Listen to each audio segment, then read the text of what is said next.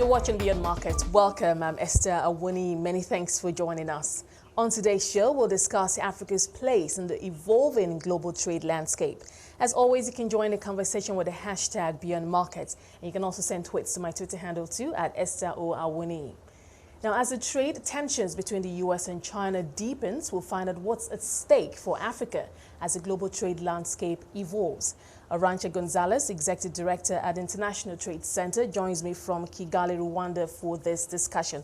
Arancha, thank you for joining us today. Let's start with how trade is evolving on the global space. Of course, the one that's making headlines right now, that's the trade tensions or trade spat between the U.S. and China. And of course, that has rattled, we've seen that rattle global markets. And there's been a lot of talk about how or what implications this has for Africa. But I'd like to hear your perspective on how those trade tensions have progressed between the U.S. and China. The latest is that the U.S. is now preparing another round of tariffs on $300 billion worth of goods of Chinese imports. What can you tell us? Well, first, the current sanctions are bad for the U.S., they are bad for China, but they are also bad news for the rest of the world, including for Africa, simply because the world economy is extremely interconnected. What happens on one extreme of this economy transmits automatically into the entire economy.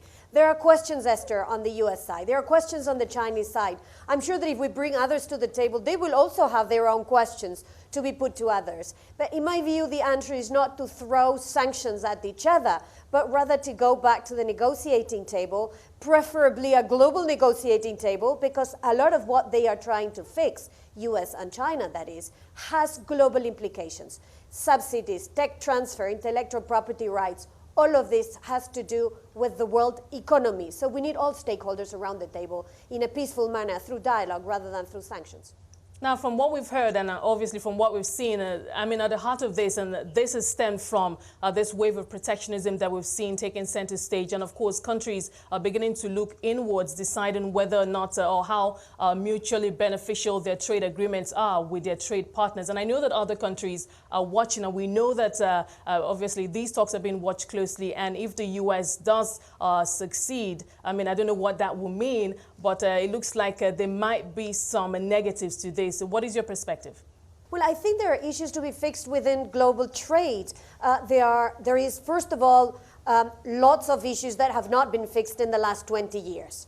And these issues have now become much more pressing, whether it's subsidies to fishing, whether it's subsidies to manufacturing, whether it's subsidies in agriculture, whether it's intellectual property right respect, whether it's tech transfer. All these issues are important. They need to be regulated at the global level to create a global playing field, a level playing field. But we also have a new reality called the digital economy that we are also going to have to regulate. What do we do with data? What do we do with cybersecurity? What do we do with electronic signatures, protection of consumers? All of this requires dialogue, requires agreements, requires people seated around the table. And we are not going to fix this just simply through unilateral actions or through unilateral sanctions. It requires a negotiating table, and a global one, a multilateral one, where it is more efficient than, again, doing this at a unilateral or bilateral level. Now, we've seen these tensions between the U.S. and China escalate despite several talks. And it's interesting that this new wave or this new threat of sanctions from the U.S. is happening at a time when both countries are still talking, trying to work things out. But what is the hope of the International Trade Center? What are you hoping that could be the end game here, or how things could work out for both countries? We need the dialogue between China and the U.S. To be the beginning of a discussion, a global one, starting with them. They are two big stakeholders. They are not the only ones. There are many others that also need to be brought into the conversation. But we need stability in the global economy, because we have seen the reaction from markets. We have seen the reactions from investors to these unilateral sanctions. It's been bad. It's creating uncertainty. It's retracting investment. It is not working for 98% of the global economy that is made of small and medium enterprises that cannot navigate in this uncertainty. So I hope, frankly, that we go back to stabilizing the global economy, which is going to be good for everyone.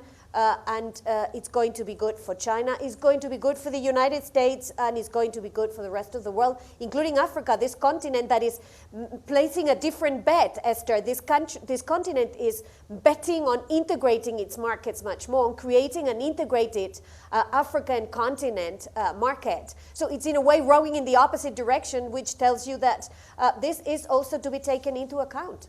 Now, speaking about Africa, let's get right to the heart of our conversation today. That's how, Africa is going to find its place in global trade. Now, of course, as you mentioned, the Africa Continental Free Trade Agreement, we've seen it ratified, 22 countries ratified. And so that means that the agreement can now go forward. And of course, many analysts have said that this is an opportunity one big opportunity for Africa to trade with itself, to change its economic fortunes. Let's hear your perspective on this agreement now that 22 countries have ratified it. Still one or two big players, especially Nigeria, still undecided yet. But just let's hear your perspective on how you expect this agreement to proceed from here. The Africa Continental Free Trade Agreement is a big step in the right direction. Now, the goal is integrating the economies of the African continent. The journey has started, but the journey needs to continue. The political energy that leaders have put into constructing this internal market needs to now intensify. And they need to show concretely what this means to business. Not just to big business that are very articulate and they are very clear here in the African continent, but to 98% of businesses in the continent that are small and medium enterprises, very young startups, lots of women-owned businesses. Leaders and all this mass of businesses need to work together to take now concrete steps to make this dream of an African integrated market a reality, starting with concrete steps. And I think what I hope will happen in the upcoming African Union summit that Niger is hosted in July will be exactly that, concrete steps to credibilize the construction of this big continental African internal market. Now let's talk about the objectives of this trade agreement. There are multiple, quite a number of them, but the aim is to, and from what we've heard from some analysts, boost intra-African trade, which has been very abysmal, in the last couple of decades, still around 15%, despite, all the efforts. As we've seen multilateral and development finance institutions, come, to help to support some countries, support some companies, but we're still seeing trading between African countries still a difficult one. So we're seeing, according to statistics, hoping to achieve 52% possibly by the year 2022 or so. But what are your thoughts in terms of how this could boost intra-African trade, despite the fact that some of the issues still remain? I'm talking about non-tariff barriers, corruption, poor infrastructure, and inadequate trade finance. Well, more intra-Africa trade is a means to an end. The end is not to generate more intra-Africa trade. That's a means. The end is to leverage the economies of the African continent to generate more and better jobs for its incredible amount of young population. That's the goal. The goal is to use trade to foster development, to improve competitiveness, and through that to create jobs and opportunities for the youth in this continent. Now, of course, all of this has to do with unlocking international trade in this continent, removing obstacles to trade, whether they are tariffs, whether they are non-tariff barriers, and let's not forget leveraging the digital African market. It's something that is not very high on the agenda at the moment, but which has to be part of this continental free trade agreement, because the future of the economy is digital, and Africa must also create a more integrated digital African market. That, again, towards generating jobs, creating opportunities for people in this continent. Now, I'd like to hear your thoughts or your perspective on this. So some analysts are concerned that, as the agreement goes forward, that it's going to be, and no doubt, and as with any agreement as big as this, it could be a bumpy road ahead in terms of how this is successfully implemented. They're concerned, one of the many things they're concerned about is the fact that this agreement is still subject to negotiations around tariffs and rules of origin. What are your thoughts on that?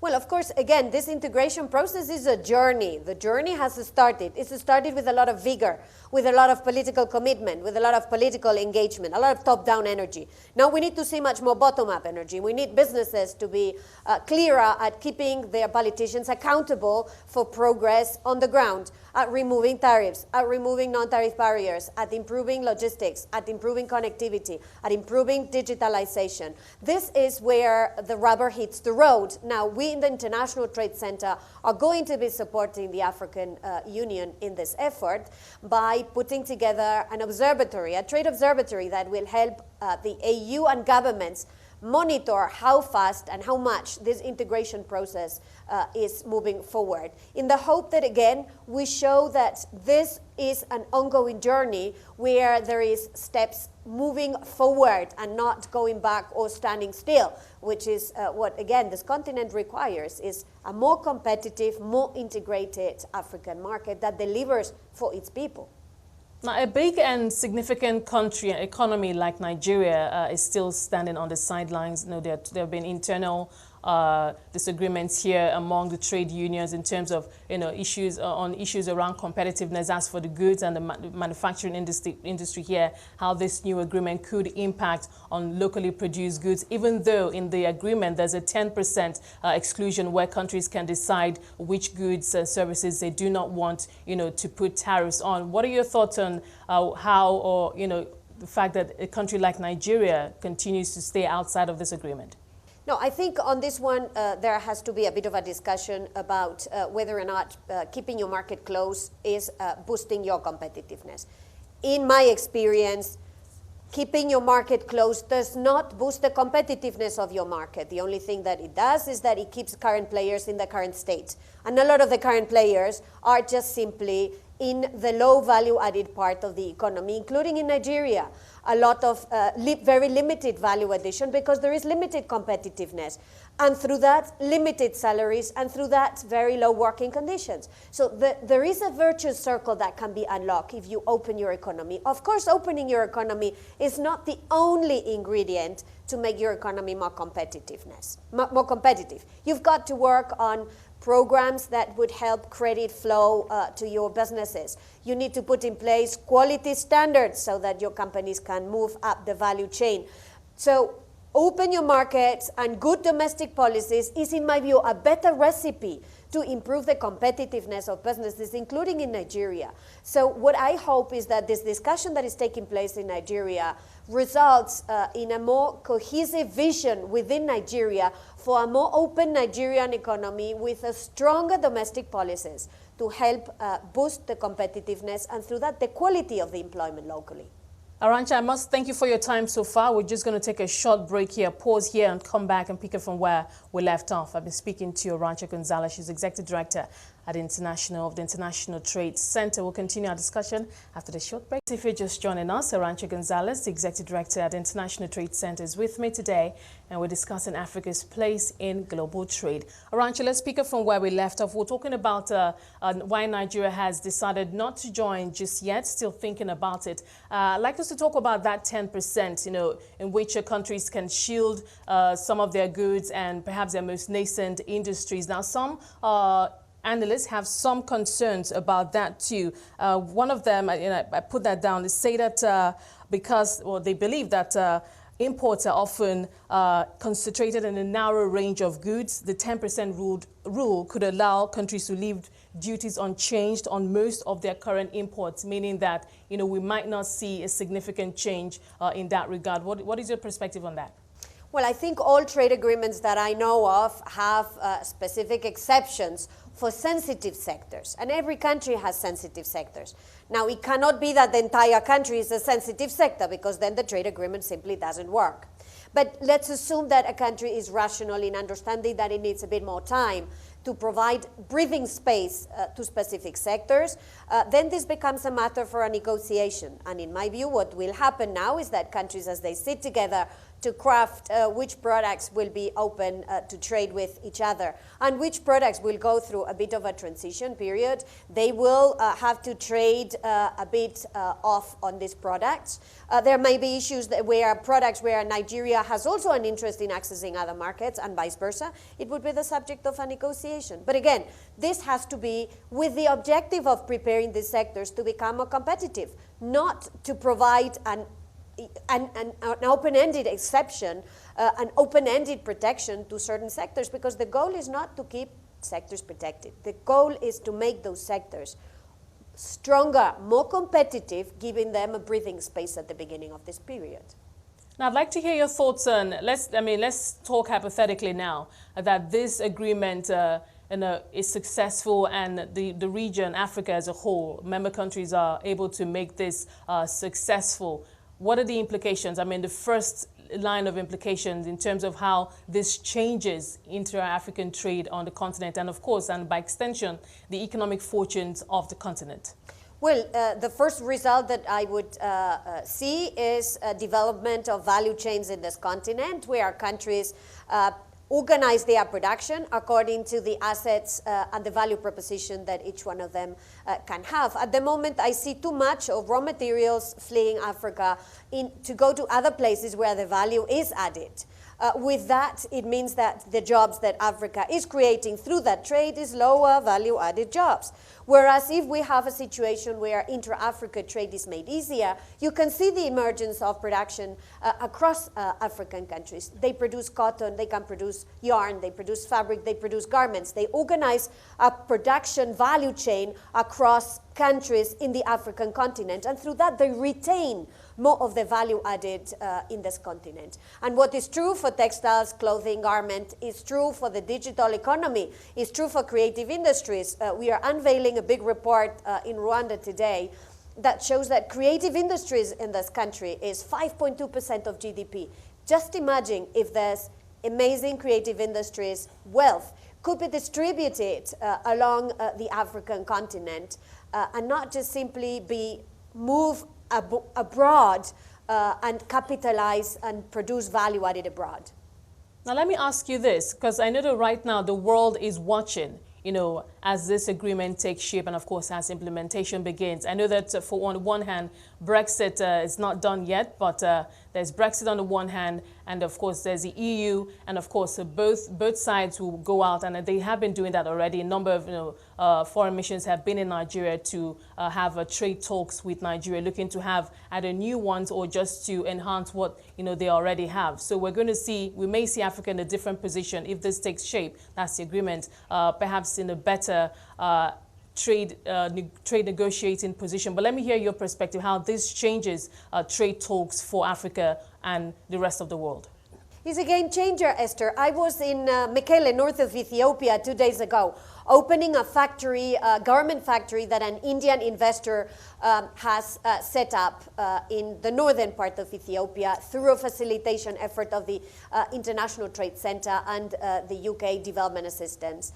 And what I heard from the investor is that this investment could be massively scaled up by them as well as by other investors that are watching the African continent if this continent were to become a bit more integrated. Mekelle, where this plant is only 200 kilometers from a seaport in Eritrea. It's 600 kilometers from Djibouti. Just imagine if this route with facilitated logistics were to work for the investors. It would open new routes. It would open new job opportunities in the sector, in the services sector. It would open jobs in the logistics, in the transportation, in the insurance. This is what the Continental Free Trade Agreement holds. The promise of more value added in the African continent with better benefits for jobs and growth in the African continent, which would be good for Africa, but would also be good for the rest of the world, frankly. In terms of sitting down at the table and trade and having trade agreements or trade talks with other countries or other regions, what do you expect will be different? Well, a more integrated African market is a more appetizing market, and a more appetizing market gives Africa a bit more leverage. That just on the negotiating side. But beyond that, I think what a more integrated African market does is works for more competitiveness in the African continent. This is what we have seen in other parts of the world when they've decided to move and integrate markets. This is what happened in the European Union. It generated an immense boost for the competitiveness of the European economies, for innovation, for creativity, for value-added jobs. And that worked for people in the continent. Now, what's true for Europe can also be true for Africa if Africa moves to this integration process with the idea that this is not just a politically driven process. It has to be politically driven, but it has to be an economic reality on the ground. We need to see barriers to trade being dismantled between countries for this to work on the ground. I mean, I like the fact that you mentioned that point, because on that point, there are concerns about even the political will to do that on the part of some countries. Yes, it's good that they've put pen to paper and this has been ratified, but we have seen some agreements in the past where African countries, when it came right down to brass tacks, body language changed and then there was a lack of political will. Well, this is the opportunity for African leaders and African countries to show that they mean it when they say it. This is a great opportunity. And frankly, I talk a lot with these leaders, so I know they mean it. Some of them may have taken longer to come to these conclusions. Some may still be thinking about it. They've not really formed an opinion yet. But those that have an opinion, in my view, they are sincere and they are taking steps in that direction. Now, what we need to make sure is that these steps are synergized and that they are steps forward without steps backward. Well, let's talk about, right now, while things are still taking shape, investments that African countries are making, especially in infrastructure, for one, and of course, the ability to unlock private capital. What have you seen so far? How would you assess the progress of African countries, those who have been able to creatively attract that much needed private investment? Well, the discussion on investment is not just about infrastructure. Infrastructure is important, especially hard infrastructure. It's important because it's structuring a country. It's opening routes and channels that did not exist before. But next to it, we need to think of softer infrastructure issues. Take the example of the investment in Ethiopia that I just mentioned. KPR Mill, the Indian company, decided to go to Mekelle because there was an infrastructure, there was an industrial park, but it still had to invest in skilling people. It had to invest in training them. It had to invest in making sure that working conditions would be adequate. And this is not enough. So you have hard infrastructure, you have soft infrastructure, and you need policy and regulatory frameworks that work for the investor and work for the country, that removes unnecessary bureaucracy, that removes red tape, that shows a process of reform in the country. And these three ingredients, it's the hard infrastructure, the soft infrastructure, a lot of which has to do with the skills, and the legal and regulatory piece that have to be brought together for investments to be to work for creating employment locally. Now, in terms of how this, obviously this agreement is meant to benefit, that's the Africa Trade Agreement, to benefit all countries. But that within this, there's quite a number of smaller countries, and there are also concerns that the benefits may not be, there might be an imbalance in terms of how one country benefits compared to another. That's a big one versus a small one, especially if the small one has very small nascent industries